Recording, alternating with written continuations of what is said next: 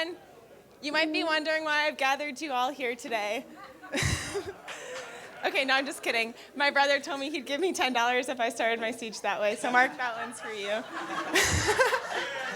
Actually, he told me that I'm funny 50% of the time, so he told me I should put 2 jokes in my speech, and that if they laughed at the first one, just to cut out the second one, so that's what I'm going to do.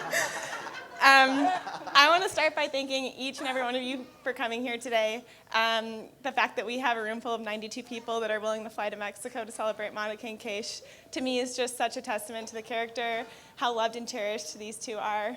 And yeah. This morning, Monica was telling us about some of the sacrifices that some of y'all made to come here. And she was telling us that some of you guys downsized your honeymoons, pushed back family vacations, canceled European trips. Some of you guys flew in today so that you could turn around and fly back tomorrow. And we are just so thankful that you guys came and did that for Monica and Kesh. And we love you guys so much for being here. Okay, so Monica's my older sister, 13 months to be exact. And my whole life, Monica always did everything first. As a kid, I looked up to her so much. She was my role model. If Monica did it, I knew that 13 months later, it was the thing that I needed to do. Because Monica would do it with so much grace and dignity that I knew that if I just did what she did, I couldn't go wrong.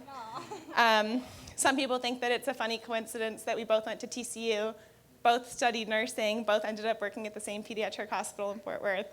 But it's not a coincidence. Monica did it, and it was just natural for me to follow in her footsteps.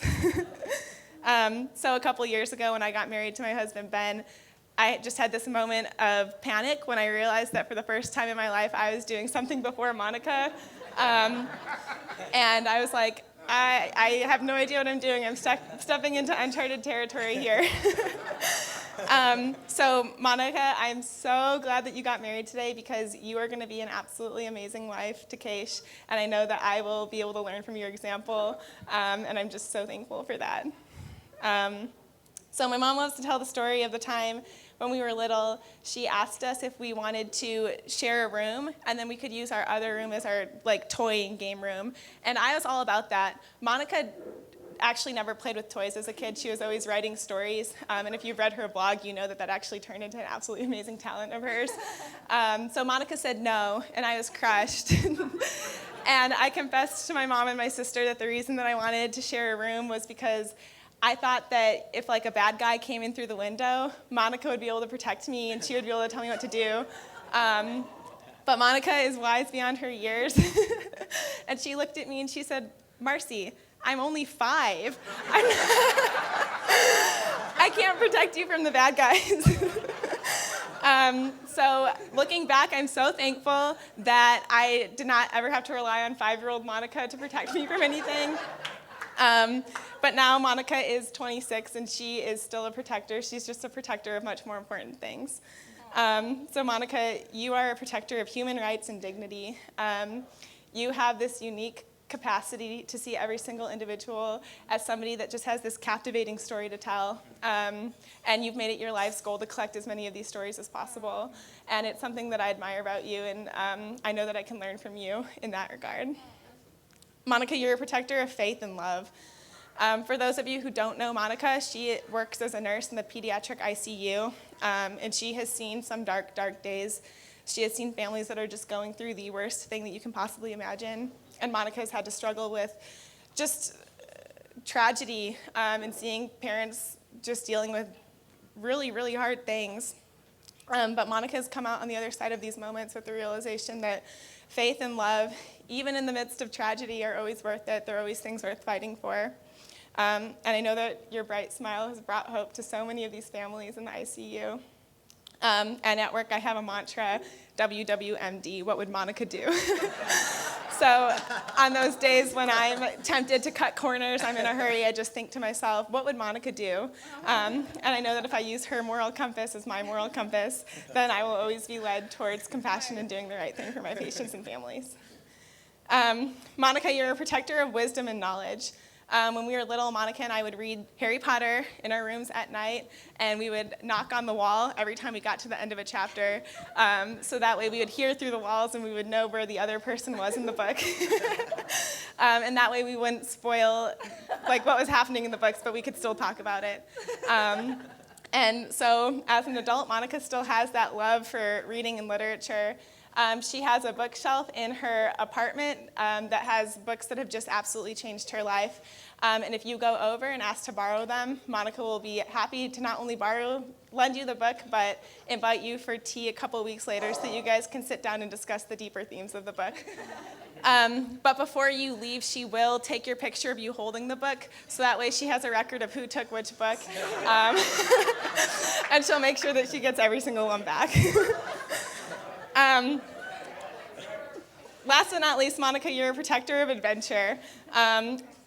Alyssa and Rachel's stories last night about your nursing school escapades just had me laughing so hard because that was my entire childhood.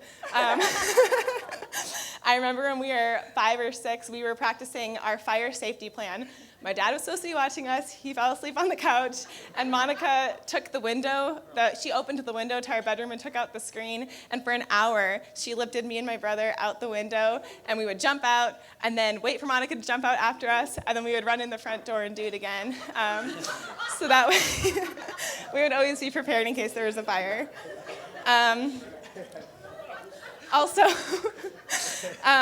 to go off script a little, Kesh, I just want to prepare you. I can sense that you have a heart for adventure too.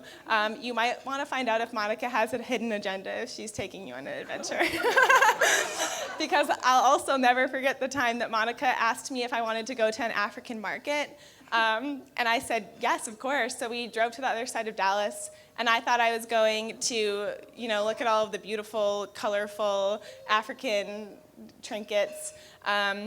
But really, Monica drove me an hour and a half to the other side of Dallas to go to a gas station that was maybe 10 feet by 10 feet so that she could pick up an African spice for one of the asylum seekers that she was in community with. So, Kesh, Monica will take you on wild adventures, and whether she's jumping out windows or driving to Dallas to get some African spices, just always be prepared.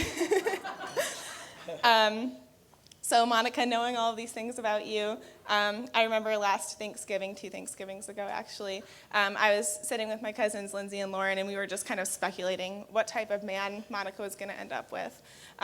We knew that any man that Monica married had to be brilliant, caring, compassionate, a lover of asylum seekers. They also had to love literature, adventure, and be loud, as loud, if not louder, than Monica. So I'm sure Kesh's friends and families are all chuckling to themselves because the picture that I just painted, of course, is Kesh. And we just had no idea at that time that a couple short months later, Kesh would walk into Monica's life, that behind the scenes, God was just orchestrating something absolutely beautiful. So I am so excited, Kesh, that you're joining our family. I'm looking forward to many game nights filled with charcuterie boards. And I'm just so excited that you guys have an entire lives that's about to unfold before you, and I get to be there cheering you guys on and watching you guys from the sidelines. So with all of that in mind, let's all raise our glasses. To Monica and Kesh, I wish you so many years of happiness and love and, of course, adventure. Welcome to the family, Kesh. Thank you so much.